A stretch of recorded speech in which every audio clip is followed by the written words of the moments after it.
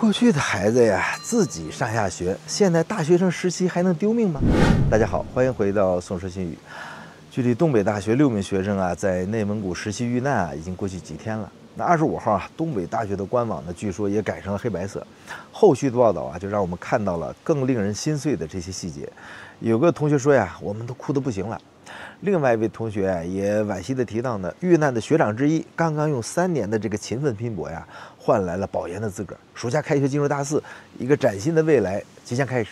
这样就被一块疏于维护的所谓隔山板，连同生命一起啊，被彻底偷走了。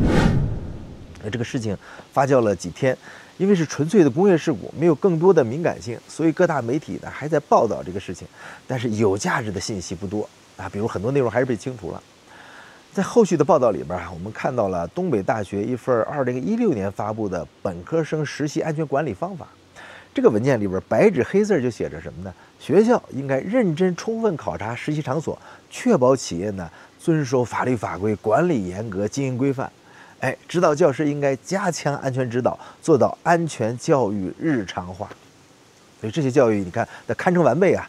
但是我们把这些纸面上的安全和地面上的这个残酷现实做对比的时候，每一个条款都成了一次沉重的这种拷问。那最讽刺的一点啊，根据报道啊，涉事的内蒙古矿业啊，在2020年啊，曾经被东北大学呢授予优秀实践教学基地这么个称号。这就不是简单的合作了，而是基于官方的这种背书和信任。熟悉大陆的朋友都知道啊，很多企业门口有很多牌子，比如某某大学教育基地、某某专业博士后流动站，是吧？特别是如何能和顶尖大学达成合作，那简直就是个大 medal 一样。所以乌鲁木图山桐木矿，它是如何通过学校的认真充分考察，并最终挂上了优秀的这个牌匾的呢？所以这个背后啊，暴露的呢是一个系统性的市场。当学校的这个尽职调查可能只停留在一份荣誉牌匾、一份合作协议上的时候，当企业的这个安全管理啊，只剩下供人参观的样板间，以及事后呢被悄然删除的这些零事故的宣传稿的时候，我们学生用生命托付的这个信任就已经没了。那么初步调查报告啊，把事故的直接原因指向了钢隔山板一侧固定角钢焊缝存在陈旧性裂纹。这几乎啊是这一场系统性失灵提供了一个最精准的物理证据。陈旧性裂纹就意味着这个致命缺陷已经存在很久了，它应该在无数次的日常巡检里边就该被发现的。所以这次事故的直接原因，你说是隔山板的焊接缝缺陷，听起来还是有一定的可能的。但是一个能站6个人的巨型隔山板的翻落，是周边所有的螺丝失效才可能的。如果仅仅是一个破裂或者失效，不应该整体翻落，对吧？如果它设计安装合格，比如说一个角扣螺栓失效了，这个隔山板可能会倾斜下沉，但不至于瞬间的倾覆。所以问题的关键啊，可能不在于我们通常理解的那一个角螺丝啊，而在于初步调查报告提到的一个关键构件，叫固定角钢。所以这个背后的原因啊，可能不是一个点的失效，而是一条线的失效。我们可以把这个场景啊做成一个简单的类比，就非常清楚了。大家想象一下啊，这块1米乘2.6米的长方形隔山板，你短了你放不下6个人是吧？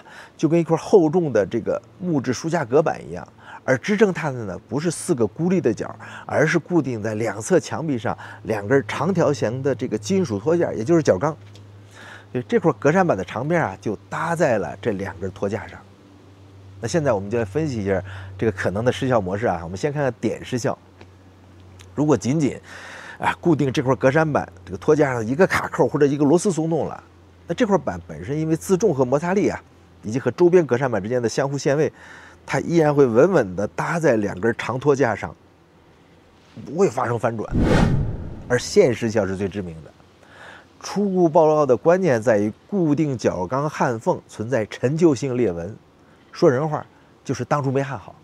这就意味着呢，出问题的不是隔山板本身，也不是固定隔山板的卡扣，而是那根用来支撑隔山板整条长边的这个托架，就是角钢和主体钢梁连接的地方，它的焊缝啊早已经开裂了。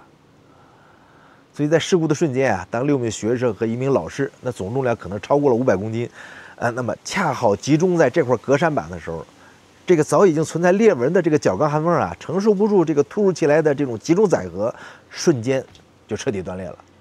所以就造成了灾难性的后果。这个导致的呢，不是一个角的支撑没了，而是整条长边的支撑瞬间就消失了。这个时候啊，这块长方形的格栅板一侧的长边还稳稳地搭在完好的托架上，而另一侧的长边呢，已经完全悬空了。在这个巨大的重力作用下，它会以完好一侧的这个边缘为轴，发生一个不可逆转的迅猛的翻转或者倾覆啊，就像一个活板门一样，就是带小动物的那个东西啊，瞬间的向下打开，把板上所有的人和物全部倾倒到了下方的负向里面。所以，一个合格的安装啊，不应该因为点失效而导致整体崩溃。而这场事故的真相呢，很可能就是一场更可怕的、更隐蔽的这种线状的支撑结构失效，这个角钢不管用了。就这种情况啊，比单个螺栓松动要严重的多呀，也能暴露更多问题的实质。说明什么呢？在初始安装的时候，这个焊接质量就存在严重问题。这个不是意外啊，而是日积月累的疏忽啊，在最不幸的时刻找到了最无辜的承受者。说实话，看了这个事故啊，我对我现在正在给车库增加2层的这个方案又看了一遍啊。我是准备用6根柱子支撑3根 S3×5.7的这个工字钢做主梁啊，承载大概是1.5吨左右，储物嘛，放东西，所以整体也焊接，所以也面临着这个焊缝连接的问题，所以必须啊，我要增加额外的螺栓连接，防止这个侧翻以及扭曲。因为所有的挠度计算呢，它都是基于你工字钢直立的状态，是吧？所以安全呢是无小事，我们自己家的事更得注意，是吧？所以容易度呢还要提高一点。那咱们跑题了啊。那我们继续聊啊，这个我们必须承认啊，我们现在的这些校企的合作和实习，和30多年前相比啊，环境已经大大不同了。过去啊，在计划经济时代，是吧？那个大型国企呢，它承接大学生的这个实习呢，是一种带有国家责任的、国家任务性质的这种社会责任。企业呢有一种培养自己人的这种心态，安全管理上呢也是这种家长式的作风。而今天啊，这个市场化的这种校企合作啊，更多的是基于双赢的这个逻辑。企业呢需要提前筛选人才，提升的这个雇主品质。学校和学生呢也需要接触前沿的技术，给简历镀金。这种模式本身呢，它算是进步的。但当所有的参与方都陶醉在双赢的成果的时候，我们又赢了一次的时候，那个最根本的保障每一个学生的那个安全，就可能被忽视。那有朋友可能提出疑问啊，那是不是因为中国人多，就业这么难啊？不然怎么这个安排这么多学生，怎么能真正的实习呢？这个观点其实是非常现实的啊。现在这个竞争压力非常大，就让这个高质量的实习岗位成了稀缺资源，这样很多的教学事业啊，不得不以能安排为第一要务，而不是安排好。那么企业在接待的时候也感到负担，学校在协调的时候呢也感到压力。所以安全管理的这个责任链条啊，就在这相互的这种体谅和默认中呢，就变得模糊不清了。那在这次事故的讨论中啊，有一位网友的评论就非常具有代表性，他道出了这种困境中啊，企业、学校和学生3方各自的无奈。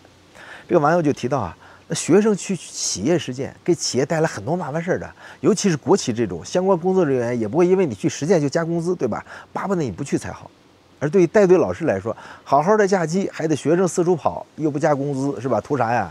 因此呢，很多老师呢根本也没有积极性。他最后总结说呀，要实现绝对的安全，成本将会非常非常的高。如果一味的站在道德的制高点去要求，结果可能是呢，企业干脆就不再接受实习生了，是吧？最终受损的还是学生群体本身。所以这段评论听起来还是有点刺耳的，但是他说了一个很残酷的现实，就是实习啊，如果缺乏一个清晰的让各方都能接受的这种利益框架的时候啊，它就变成了一个层层推诿、充满了抱怨的这么一个积累环节，安全啊就在这种多一事不如少一事这个心态里边就被牺牲掉了。所以当学生从过去的学徒变成了现在的访客，他们对复杂的这种就业环境的完全陌生，安全100%是依赖于引导者。当引导者的安全防线本身就漏洞百出的时候，这个悲剧的发生啊，就只是个概率问题。所以这个也反映出啊，我们安全意识和风险环境的这种巨大变迁。那么我们这一代工科生啊，很多人都还记得大一的时候这个进工实习啊，车间的老师傅是吧？安全教育那不是念稿子，也不是讲故事，而是什么呢？那个漂亮女生她的长头发是怎么被卷进车床的？谁谁谁的手套是为什么绝对不能戴？所以这些血色的典故啊，每年都在讲，血淋淋的，用最原始的恐惧啊，在我们心里面就划下了一条对机器最基本的敬畏。这是一种经验式的有效的安全教育，因为那时候风险是显性的，车床在转，是吧？钢水在流，危险看得见摸得着。那我们想想过去啊，还真的是实习就跟旅游一样。对于我们当时的很多学生来说呀，三四十年前的啊，实习呢可能是第一次名正言顺的离开学校啊，去一个陌生的地方，那这份新奇感和集体出行的快乐呀，往往呢会冲淡我们对潜在风险的这种担忧。比如我们大3课程实习是到济南啊，济南一机床，也曾经组织到黄河和泰山去旅游。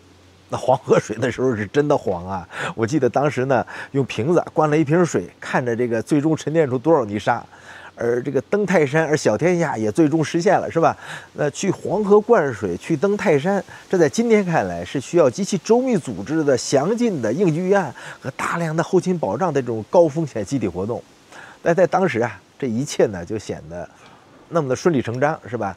就跟我们平常说的啊，过去你看。孩子都自己上下学，不需要大人，你更不用说大学生的安全了，对吧？当然也有意外啊。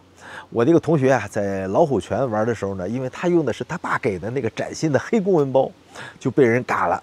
好在是没丢太贵的东西，因为这个估计他那个包太显眼了，因为我们背的都是书包，都没事儿。估计这哥们儿呢，戴着鸭舌帽，背着黑皮包，被当成干部了。所以这么一对比啊，我们就会发现，当下的这个所谓安全悖论。就意识在提高，风险怎么还这么大呢？这就引出我们今天要聊的另外一个关于安全的话题，叫安全悖论。为什么过去我们安全意识相对淡薄，我们感觉呢还可以承受，是吧？但是今天啊，安全意识、规章制度都空前提高，这个重大伤亡事故还依然以这么惨烈的方式就给我们展现出来了呢？这个答案就是呢，风险的形态已经发生根本性变化了。过去的风险是显性的，比如车床在转动，是吧？断锤在落下，钢水在流淌，车辆在路上行驶。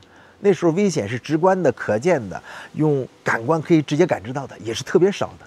那会儿大街上才几辆车呀，现在是成千上万倍了，是吧？所以只要老师傅指着他说危险，你别碰，这个安全教育就完成了一大半。那现在的风险很多是隐性的，就现代化的工厂可能干净整洁，听不到多少噪音，但是危险是潜藏在你看不到的地方。你看一个微小的陈旧性裂纹，一段有缺陷的这个焊缝很多人都在感叹现在的质量不如过去了，确实是有这个倾向这个浮选槽里边这些无色无味的化学成分，一个自动化程序里边的逻辑漏洞，这些风险你没法用肉眼直觉来判断。所以过去的风险更多是操作层面的风险，靠个人遵守规程就能大部分避免。那现在的风险呢，是系统性风险。你隔山板的坠落不是因为某个学生操作失误，而是源于焊接质量、日常巡检、维护保养、外包管理，是吧？还有安全审计这一长串的管理链条的整体事项，就那个瑞士奶酪任何一个环节的差不多就行，都可能击穿整个系统。所以我们要再深挖。那就得说说工程建设的招标中标的这个灰色地带问题，对吧？那个我还真没法说咱不是不敢说，而是我不知道从哪儿开始讲这个素材太多了，所以咱也不能抢纪委的饭碗，对吧？所以这个话题呢，就我现在讲这个话题，估计人家紧急管理部门都已经有意见了，因为什么呢？因为抢了人家的话题所以我们现在面对的悖论是什么呢？是我们防范已知风险的能力是大大提高了，但是对于未知或者是被忽视的系统性风险，以更毁灭性的方式展现出来了。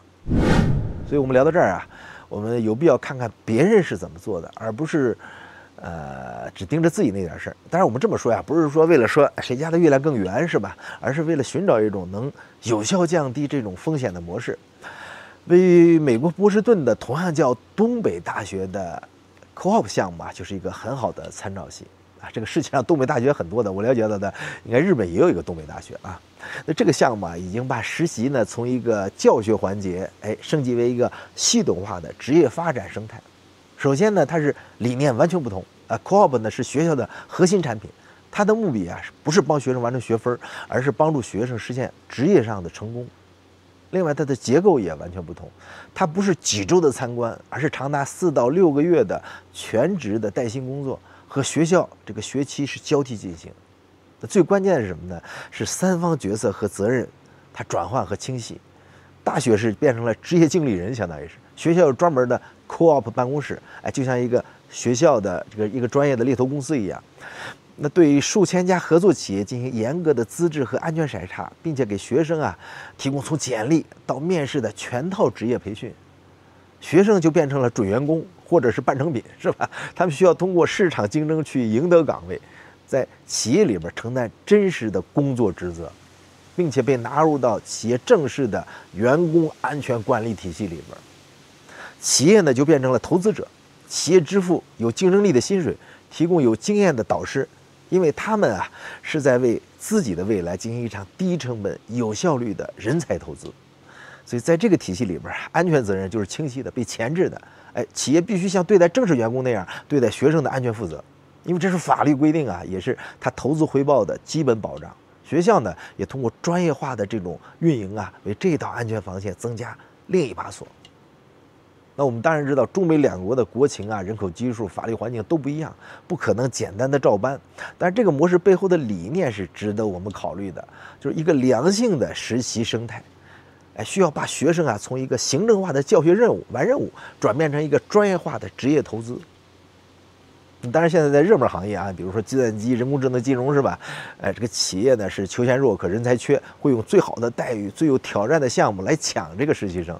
但是你也得有金刚钻，是吧？所以这样的实习已经无限接近于北美的这种 co-op 模式了。所以当企业和学校都开始为实习生的质量和安全投入真金白银的这种资源和专业的管理的时候，他们才会真正有动力去检查每一条焊缝，加固每一块隔山板。所以在风险面前是人人平等，隐患的这种积累它只遵循物理规则，不理会人的身份。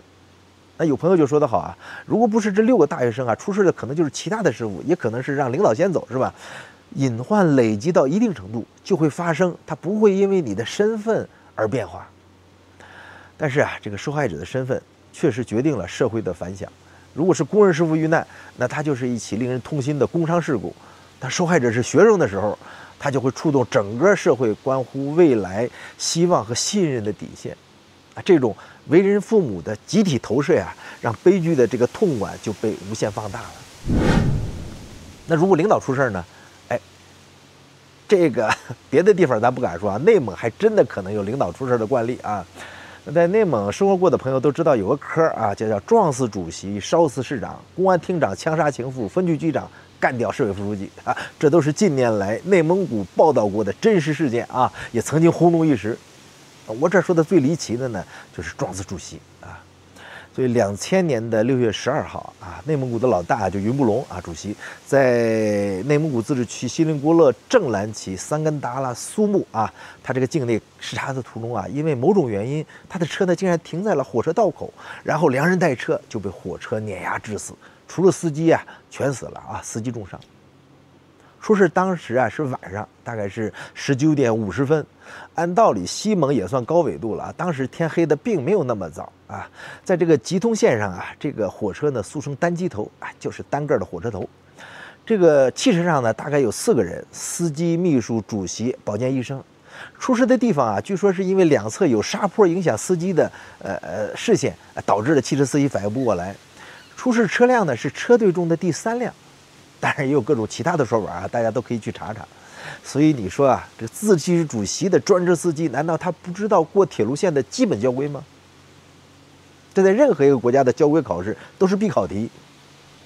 所以还是脑袋里边没有安全这根弦。现在报道说学校已经给学生买了保险，但是保险它换不回这种鲜活的生命真正的保险还是心理的这个安全线不是这种安全险。所以当这一条心理的安全线因为成本因为侥幸因为形式主义，因为层层转报变得模糊的时候再多的保险也是一张苍白的废纸。大家好，这里是宋说新语，一个关注科普和事故的小频道。如果你喜欢我们的视频的话呢，请关注、点赞、留言和转发。我们的评论啊，我会每天周末呀都给大家读一下。你有什么想法呢？可以在评论区留言。我们下次再见，拜拜。